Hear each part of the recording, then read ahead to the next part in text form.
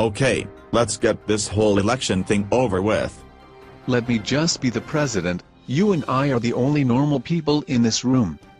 If you are not a Republican, you are racist, sexist, and modest. Yo no tengo pantalones. England will take over.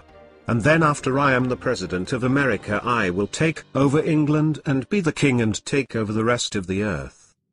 Everybody shut up. Barack or Mitt.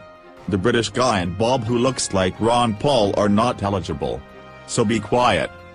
You will need to go to jail for 1 to 4 3 to 5 3 6 to 5 or 5 4 6 5 4 3 4 6 for 5 years because of you being racist, sexist, modest, and biased.